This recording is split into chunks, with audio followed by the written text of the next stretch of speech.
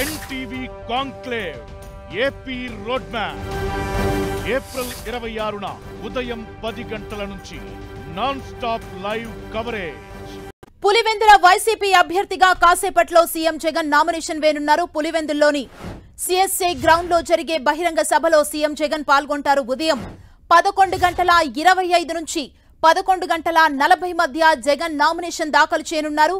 ఈ ఉదయం గన్నవరం నుంచి ప్రత్యేక విమానంలో కడపకు, అక్కడి నుంచి ప్రత్యేక హెలికాప్టర్లో పులివెందులకు వెళ్లారు. సర్వమత ప్రార్థనల అనంతరం గ్రౌండ్ కు చేరుకుంటారు. సభా ప్రాంగణానికి ఆర్డీఓ కార్యాలయంలో ఉదయం 11:25 నుంచి 11:40 లోపల సీఎం జగన్ నామినేషన్ దాఖలు చేయనున్నారు. అనంతరం పులివెందుల నుంచి కడపకు చేరుకొని అక్కడి నుంచి గన్నవరం వెళ్లనున్నారు.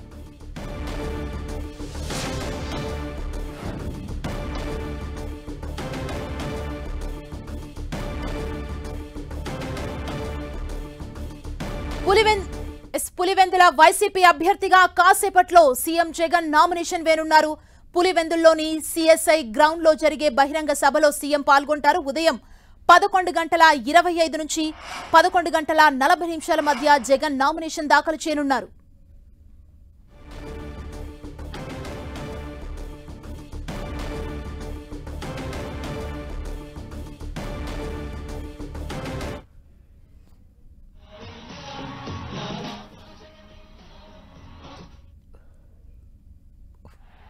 జై జగన్, జై జగన్, జై జై జగన్.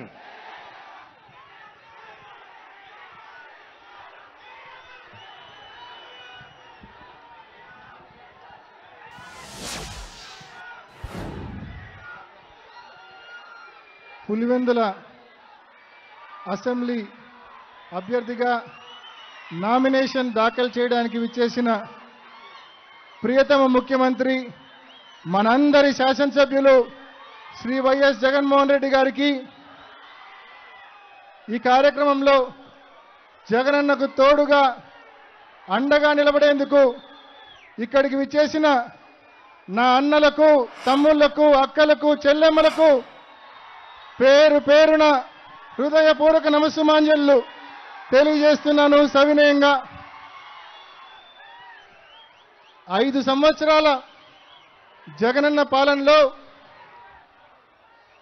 ఈ నియోజకవర్గం అన్ని రకాలుగా అభివృద్ధి చెందింది. మోడల్ టౌన్ ప్రాజెక్టులో భాగంగా అనేక అభివృద్ధి కార్యక్రమాలు టౌన్లో జరిగింది, మీరంతా కూడా చూశారు. అదేవిధంగా ఎన్నికలప్పుడు ఏవైతే హామీలు ఇచ్చారో, సంక్షేమ పథకాలు చెప్పారో, చెప్పినవి చెప్పినట్టుగా గడిచిన 5 ఏళ్లలో ఎన్ని ఇబ్బందులున్నా, కోవిడ్ వలన 2 సంవత్సరాలు కోల్పోయినా చెప్పిన హామీలన్నీ కూడా అమలు చేసి చూపించారు జగనన్న. మరి ఇవాళ సంక్షేమ పథకాలు ఒకవైపు, అభివృద్ధి కార్యక్రమాలు ఒకవైపు, ముఖ్యంగా సాగునీటి రంగం గురించి ఒక్కసారి ఆలోచించండి. ఇవాళ జగనన్న ఈ 2019 నుంచి 24 వరకు ఈ 5 సంవత్సరాల్లో 4 సార్లు సిబిఆర్ను ఫుల్ కెపాసిటీ 10 టీఎంసీలు పెట్టడం జరిగింది. అదేవిధంగా పైడిపాలెం 6 టీఎంసీలు 4 సార్లు నింపడం జరిగింది. మరి అలా నింపాం కాబట్టే ఈ 5 ఏళ్ల పాటు రైతులకు ఏ ఇబ్బంది లేకుండా మనం సాగునీరు అందించాం. మీరొక్కసారి ఆలోచించండి. 16 నెలల క్రితం చంద్రబాబు నాయుడు గారు ప్రాజెక్టుల సందర్శన పేరుతో, సాగునీటి ప్రాజెక్టుల సందర్శన పేరుతో మరి మన రాయలసీమ ప్రాంతానికి, అందులో భాగంగా పులివెందులకు కూడా రావడం జరిగింది. ఆయన పులివెందులకు వచ్చిపోయినాక ఈ 16 నెలల్లో వర్షమే లేదు, వర్షమే కనిపించలేదు. ఈ 16 నెలల్లో వర్షం పూర్తిగా దూరమైన పరిస్థితి చంద్రబాబు నాయుడు గారు సాగునీటి ప్రాజెక్టుల సందర్శన తర్వాత.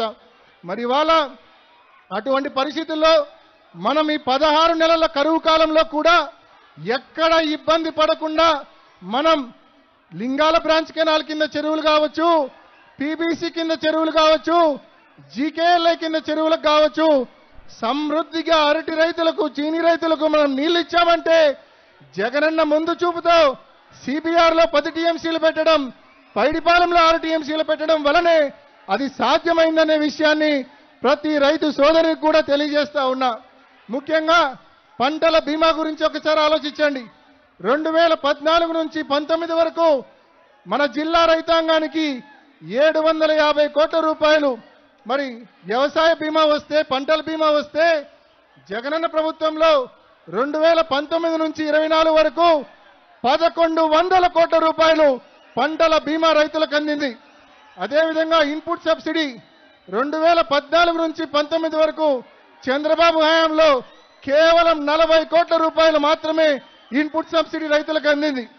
జగనన్న హయాంలో దాదాపు 2019 నుంచి ఈ 24 వరకు దాదాపు 278 కోట్ల రూపాయల ఇన్పుట్ సబ్సిడీ రైతుల ఖాతాల్లో, ఈ జిల్లాలో రైతుల ఖాతాల్లో జమ కావడం జరిగిందనే విషయాన్ని మీ అందరికీ మనవి చేస్తా ఉన్నాం. 2023 ఖరీఫ్లో వర్షాభావ పరిస్థితుల వలన మనం ఏదైతే నష్టపోయామో ఆ 2023 ఖరీఫ్కు సంబంధించిన పంటల బీమా వచ్చే జూన్ మాసంలో రైతుల ఖాతాల్లో తప్పకుండా జమ అవుతుందనే విషయాన్ని కూడా మీ అందరికీ కూడా మనవి చేస్తా ఉన్నా. మరి ఒకవైపు మొగమేరు మీరు చూస్తే గతంలో ఎలా ఉండేది, ఇప్పుడు ఎలా ఉండేదో ఒక్కసారి చూడండి. మొగమేరు కట్టలు పటిష్టం చేయడం జరిగింది, చెక్ డ్యాంలు నిర్మించడం జరిగింది, రైతులకు ప్రయోజనకరంగా చేయడం జరిగింది.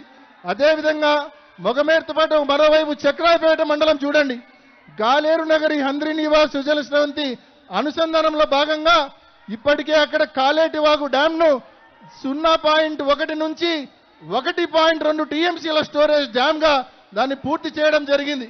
ఇవాళ వర్షం నీళ్ళు వస్తే మనం అక్కడ పంప్ హౌస్ల నిర్మాణం పూర్తి చేస్తే మరి చక్రాయపేట మండలంలో దాదాపు 40 చెరువులకు నీళ్ళు ఇచ్చే అవకాశం ఉందనే విషయాన్ని మీ అందరికీ మనవి చేస్తా ఉన్నా. తప్పకుండా సంవత్సరం రోజుల్లో ఆ పంప్ హౌస్లు కూడా పూర్తి చేసి చక్రాయపేట మండలాన్ని కూడా మిగిలిన 6 మండలాల మాదిరే చక్రాయపేట మండలాన్ని కూడా సస్యశ్యామలం చేస్తామని చెప్పి ప్రతి రైతు సోదరుని కూడా తెలియజేస్తా ఉన్నా. ఇవాళ మన ప్రతిపక్షాలు మనం ఇంత పెద్ద ఎత్తున సంక్షేమం